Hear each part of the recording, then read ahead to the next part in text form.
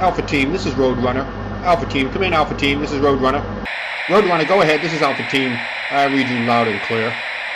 Alpha Team, did you capture that anti-tank, German anti-tank gun? Over. Roadrunner, we sure did. We got that gun ready to go. You can bring that Tiger tank in anytime it spots you. That tank has spotted us. We're moving out.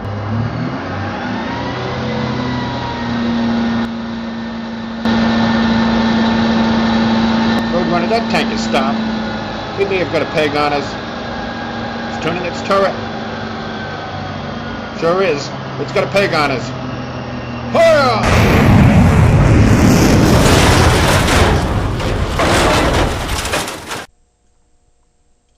Hi, it's Will from StormTheCastle.com, and this is a short tutorial on how to use a diorama to make a stop-motion animation. This isn't about how to make a stop-motion animation.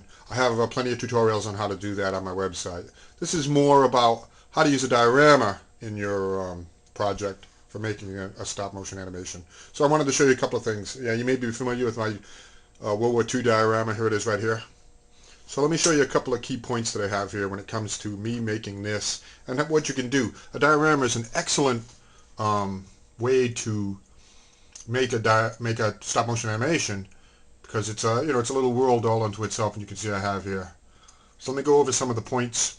If you're making a diorama or you have one, it really lends itself really well to this kind of a project.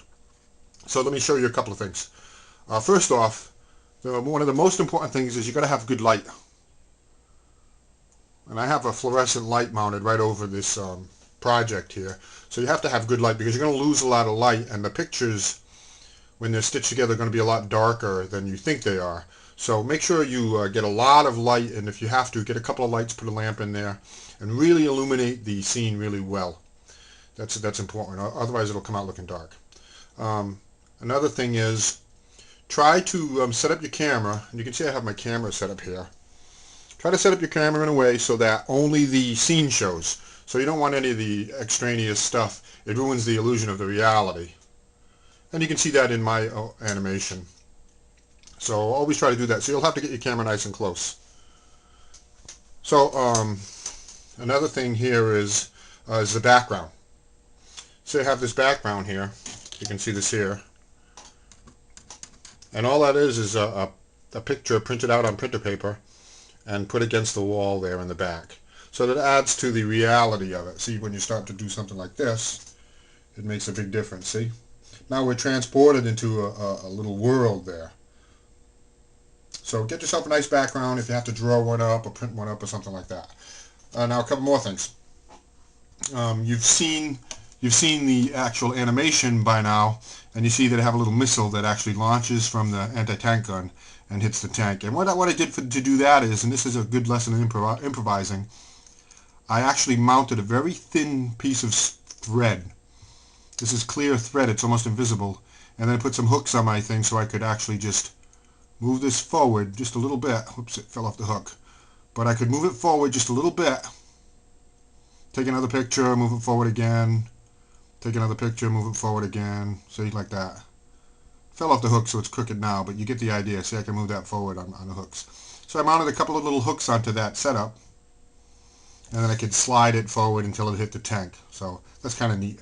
Another thing I wanted to show you is, if you can vary or actually move the camera, it can be rather tricky to do, but what I did was, I actually used and this is a really neat little setup I have here, and it worked really well for me. I used a camera tripod, and for the beginning early in the animation where you saw I was following the Sherman tank, the camera was actually moving along with it pretty smoothly. I would actually do this. I would actually move this camera certain distance, move the tank, take a picture. Move the camera again, take a picture. If you have a tripod, that's kind of a neat little setup, and you could do both vertical, horizontal, or whatever. So I wanted to give that a try just to vary the camera angle, and it came out really good. It looks really smooth. So, experiment and do things like that. So one more thing I wanted to say is, as far as the animation goes, I used 15 frames per second, which is kind of low. But if you're a beginner, 12 to 15 frames per second will give you a reasonable animation. And if you can, go for 24 frames per second. It's a lot more pictures and a lot more work, take you a longer time, but it will look a lot smoother.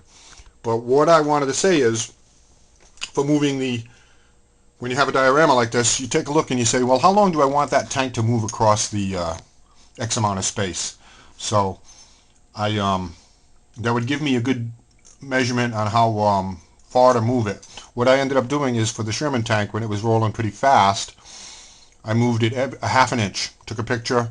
I moved the camera half an inch, took a picture, and continued to do that until the tank rolled all the way across. That was a pretty fast speed for the tank was moving fast. Then when the Tiger tank came in, I wanted it to move a lot slower.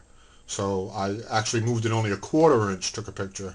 Did a quarter inch, took a picture, so it ended up to be a lot slower. So these are things you can think about, and you can experiment with that. If you have to, take a series of 20 pictures, stitch them together, and see how the speed looks. And then you get a good idea of what you want to do. So that's how I did this stop motion animation with a World War II diorama.